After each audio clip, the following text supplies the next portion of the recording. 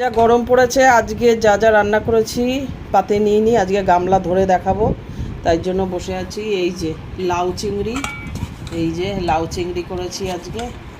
মানে চিংড়ি মাছের ছোঁয়া, লাউটা একটু দিলে মানে চিংড়ি মাছটা দিলে লাউটার টেস্টটা একটু বেড়ে যাবে, এমনি লাউ খেতে তো চায় না কেউ।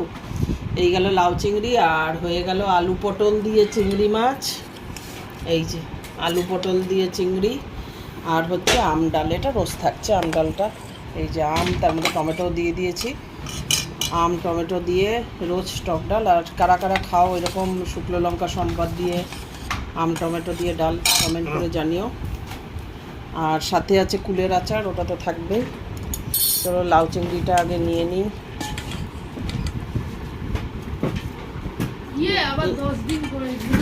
লাউ চিংড়ি আছে আর ইয়ে আছে আলু পটল আছে, তোমাকে খালি চিংড়ি মাছই দিয়ে যাচ্ছে।